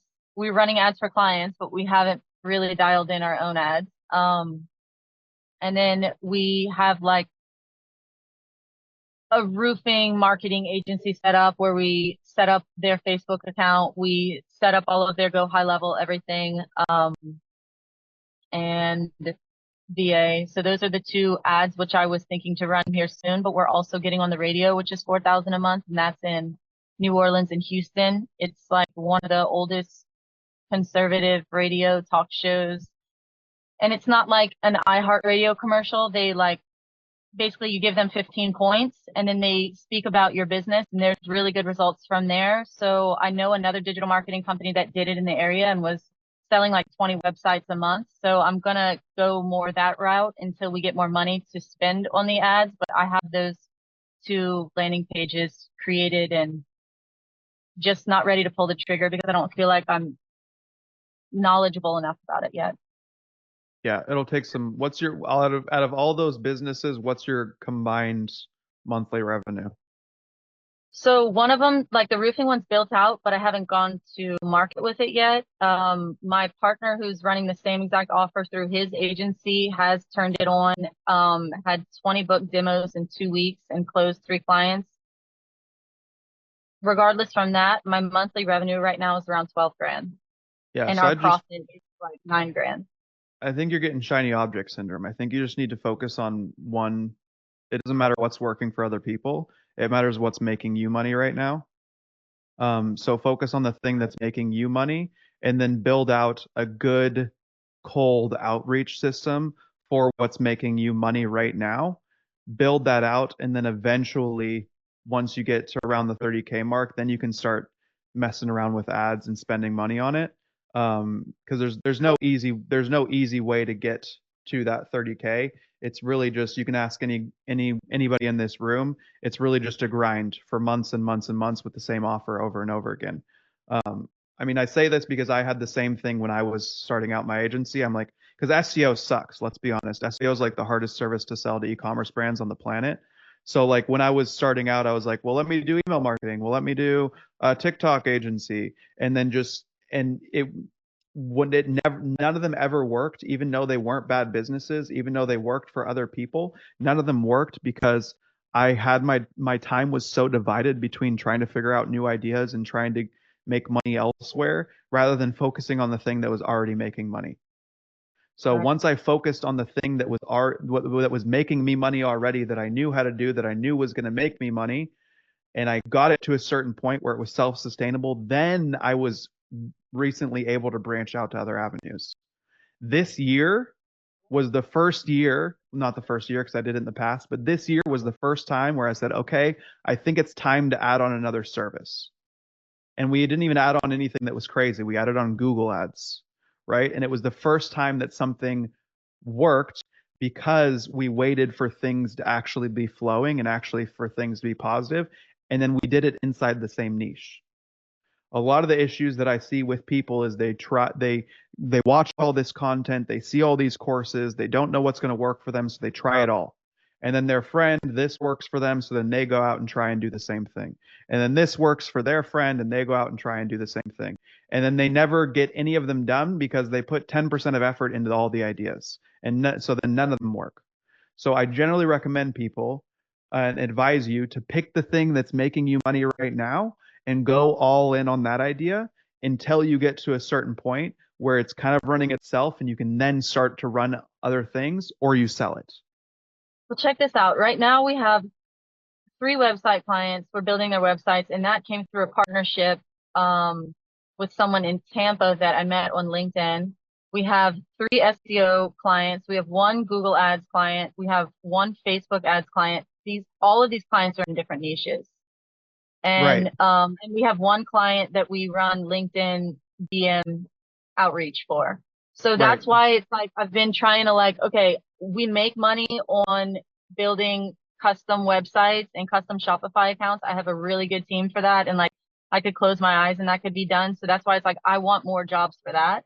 And then we built out this like whole like, you know, the entire marketing aspect of it for roofers. Either we can install it and now their like secretary can run it for like 5 hours a week, or if they want us to continue to run it, then it's an ongoing monthly thing. So these are like, I'm trying to find exactly like how to go to market where I am just selling one service, because right now it's like I'm just bringing like the clients that I have just been people that I met, referrals, some people that know what I do and like tell other people what I do, or people that I've met through LinkedIn DM outreach. So everyone's coming in with like a different need, and I'm constantly having to like adjust. And I feel like it also hampers like the team from getting better and better at what they do besides the website crew, but like the ads crew. And so I really do just want to like narrow down and focus on whether it's just like we're building websites and then we have these additional marketing services, or with the roofing niche. So then do it. Pick one and only work on that, and that's it. People will come to you from other niches organically and be like, "Sure, we can throw you a bone and help you out." That's not our niche, no, though. But if you have 100 different ICPs and you're working for clients on 100 different things, then you're not going to have any good case studies. Your team, like you said, they're never going to get good at anything. And then you yourself are never going to know what niche to actually go into. Even if you think about it from the pixel side of things, if you're trying to run ads for roofers and then run ads for e-com brands and then run ads for people that want Shopify build outs, Facebook's going to have no idea what you're trying to look for, and they will never find the people that you need, right? And it's going to be the same exact thing with your marketing efforts and with your team. They're going to have no idea what they're doing. They're not going to see a clear north of what the culture of the company is, because what they see right now is you're just kind of grasping for straws and will take money from whoever will take it. And they're not going to respect a leader like that, because they're like, oh, she's just trying to get whatever she can. Whatever comes in, that's what she's going for. And we're not ever going to get an expertise in anything. So you're never going to get top tier A-level talent, right? So that's another issue that you'll have. And then another thing is that you need to make sure that when you're acquiring customers and when you're building content and when you're building a strategy around everything that you have going on, then it needs to be pointed in one direction only, because your strategy is never going to be optimized, your team's never going to be optimized, and you as a person, you're never going to be optimized if you're going out and doing 100 different things. You're just going to get analysis paralysis, shiny object syndrome, and nothing's ever going to get done. Did you have something, Chris? Yeah, it's also, I think I heard correctly, you said you were at 12K a month.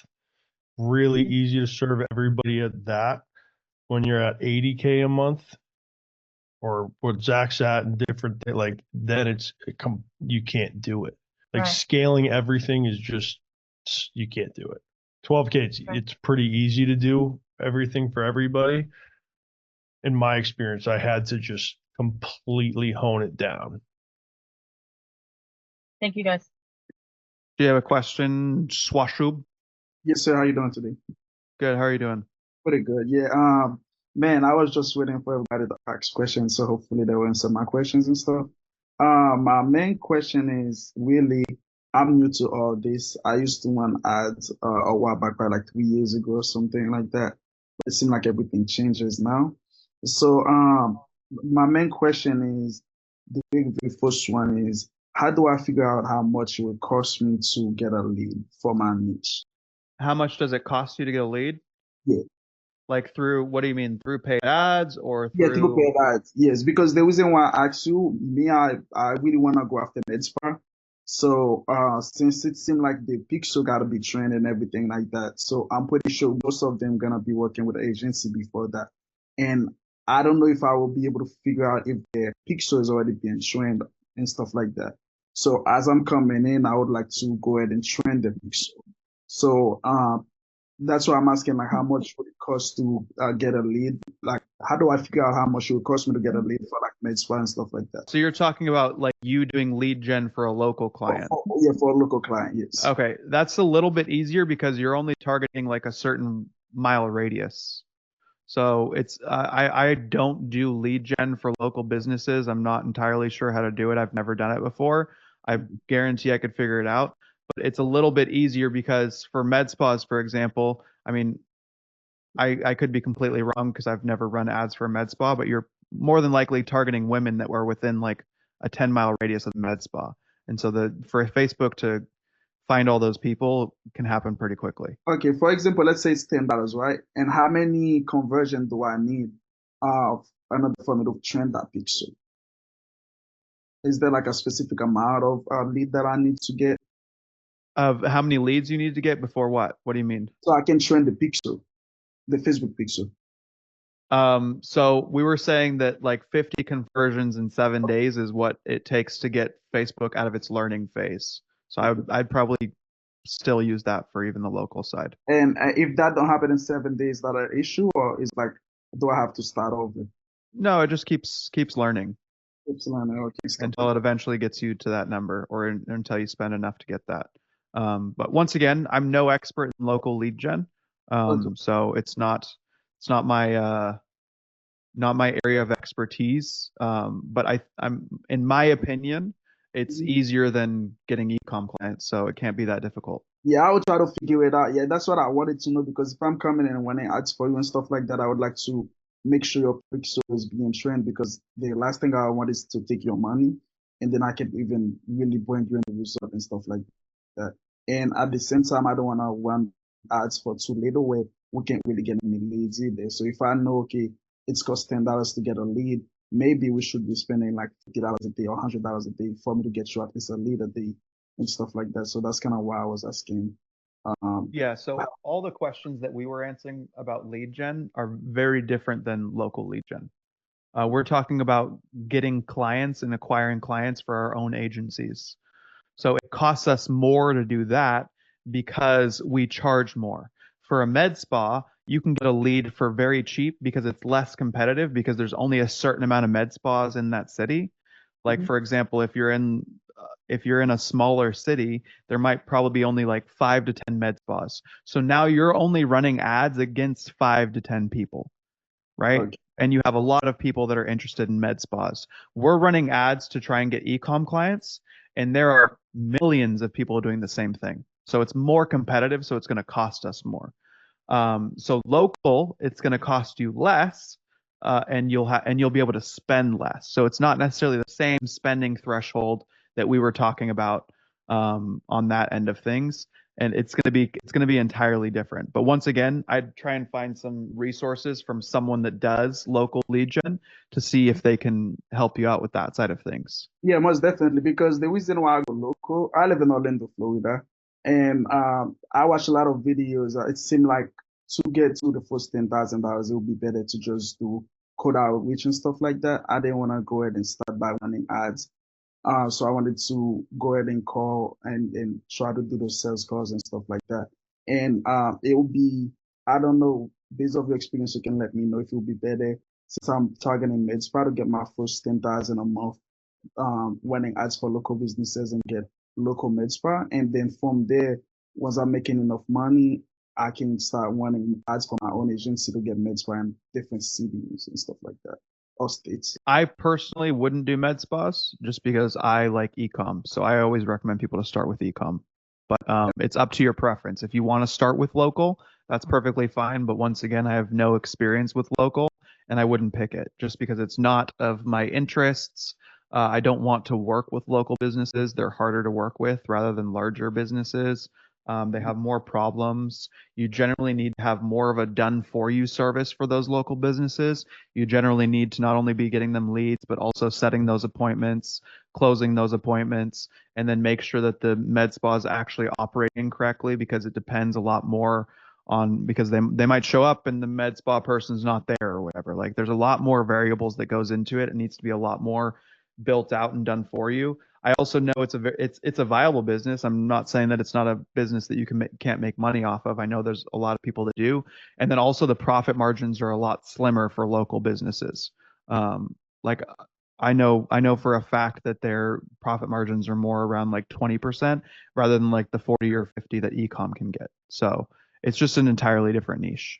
I mean, I'm willing to change because I haven't launched anything. The only reason why I think MedSpa, based on my local research, I don't have a Sure. specific niche yet because I was either thinking dental or chiropractor or roofing or even like room renovation and stuff like that. I just can't pick one specifically yet, but for some reason my mind keep going towards MedSpa.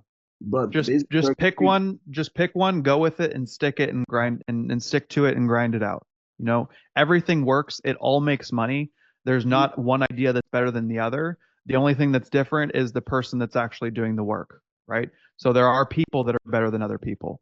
And so it doesn't matter what business you pick. You could go out and mow lawns. It really doesn't matter. There's money everywhere and you can make money anywhere. You just have to pick the one that you're the most interested in and then dedicate yourself to it. I know someone in my neighborhood where he has, in high school, he started a lawn mowing business, which lawn mowing, you're like, oh, you can never make crazy money with that. The dude his business makes $1 million a year mowing lawns now because he hired other mowers. He started mowing lawns for everyone in the neighborhood, for everyone in the city, etc. So there's money everywhere. It's not about what niche to pick. You could go mow lawns. It doesn't matter. You could go wash people's windows. It doesn't matter. There's so much money going around in the market and going around in the world that you could literally pick any business. But what I urge you to do is pick something immediately, stick to it, and just grind and grind and grind and never stop until it works. Don't give up. Most people, they give up too early. Most people, they think that it's going to just take 1 month to get to 10K. It might take you a year. But the idea is that you just never stop and you pick one thing and you stick to it. Don't get shiny object syndrome. Don't be like, oh, well, my friend over here made this much money, so I should be doing what he's doing also. Let me try that also. And I mean, just don't watch a piece of content and be like, oh, this strategy is working for him, so let me do this also. Just stick to trying and testing things, and then whatever works, whenever you seem like a glimmer of hope of like, oh, this worked, do that over and over and over again until you figure it out. But don't worry about, oh, what niche is the best? Oh, what should I do with my agency? How should I fulfill the service? Just go do something, and then you'll figure it out along the way. Yes, sir, I will do that. I will just go ahead and do some more research and see if med spas that's something I really want. No more research. No Pick more med research. spas and do it. Just go find a med spa and start doing marketing for them. What's the worst thing that can happen? You don't get the results, and then you have to go find another client. Yes, because that's the main thing that made. But I've been stuck for at least 2 months trying to figure out what niche I want to go into and stuff like that. Worst thing that happened, you don't get them results, you give them their money back, and then you're back where you were right now. Nothing's changed. Yes, sir. That makes sense. And then So last pick question- something and just pick med spas, Mhm. call med spas, get them to hire you, run their ads, and then you'll figure it out. And then last question that I'm about to ask you is: you think I should start running ads right now, or just the code outreach just by calling and emailing and stuff like that? Just do cold. Just go especially for local businesses, cold calling still works. So just start calling businesses up. Be like, hey, I live in Orlando. Drove past your med spa the other day. Wondering if I could help you get more leads. I have an agency that gets leads for med spas. Do you need help with that? Go for it. Or alternatively, which I generally recommend people to do, is white label someone that already does that. Because then you can harness their case studies, then you can harness their reviews, their experience to actually. So then you don't have to worry about whether or not you can get results for someone. Just go find someone that already has a huge agency doing lead gen for med spas, and be like, hey, how much is it to white label you? And then go out and sell the service for double. And then you're only just a door-to-door salesman at that point. That makes sense. I think I got a few things to say about this because I do own a dental marketing agency. So you've been like probably waiting for my response, I'll say. But so when I first started, I didn't know like in which niche I would actually be able to perform. So I just like did cold emailing and try to get like 5-6 clients, free trial clients. I think Zach will probably disagree with this, but we onboarded them and start running ads for them and realized that like I mean, I was doing pretty good with dental, so I just like dropped the rest of them. And for the dental clinic that I was working with, in the first few takes with the ads, like we were just doing new patient packages, which were like around $200, and we were like constantly losing money on that. And the client was about to like actually fire us, but in the end, like I was like, fuck this. I'll just spend the rest of the money and try to do veneers, which is around like 2 to, I don't know, 10K per treatment. And I just tried a bunch of different creatives. And we previously mentioned Nick Terrio. This guy basically has like a e-com marketing agency. So I just watched a few videos of him and tried to come up with a proper ad structure and made an ad around it, and it fucking crashed. Okay. Then the pixel got trained in a few weeks, and we started to get like 5 veneers bookings every single day. Then what I did, I just dropped the rest of the clients and started focus on dental. And now I just like copy and paste every single asset that I built for this clinic, because this is local, as you said. Like you're not competing with other companies around the world, so you can just like copy and paste same assets unless they're in the same region, specific region. So this worked for me. I don't know if it's gonna work for you or not, but I thought it might be like valuable for you as well. Thank you so much. Yeah, I definitely try that Yeah, out. by the way, like after the first month, since like after getting results with veneers and started making money, we were able to like charge them right away, and they were more than happy to pay us, and they left a pretty good review as well. So like we just copy and paste the same system for every single client that we're acquiring right now, and it works perfectly. Thank you. Yeah. Thank you so much. Yeah, that strategy can work well too. I prefer the white labeling method just because I don't like to work for free. But if you can, then you can. For just like the first client, because I didn't know like what to do. I mean, how to get results. But once I started getting results, I obviously like didn't do any free trials anymore, because once I got screwed with it. But yeah, I mean, you're right. Yeah. But if you find someone that already is good at it, like if you find someone that already has a good med spa agency, and you say, hey, can I white label your services? And they say, yes, it costs $1,000 per client. Then, or whatever, it costs $500 per client. Great. Then you go out and you find someone that will pay you $1,000. And then that's just how you start getting cash. And then eventually you'll be able to build your own team around it. That's exactly how I started my SEO agency. I went out and found someone that did SEO. They were very good at SEO. I saw all their reviews. I saw all their testimonials. I asked them, hey, how do you sell this? They say, oh, say this, this, this, and that. And then I just went out and found clients. I used their results. I used their testimonials. And then I got people to pay me day one. And they didn't see me as some noob that I was testing on. They saw me as someone that was already experienced, that knew what I was doing, that had the results to back it. And so they were willing to pay me full retainers right off the bat. Yeah, so I know agency exactly that I can go to for that, but I never spoke to them before. But I've been within the Google reviews.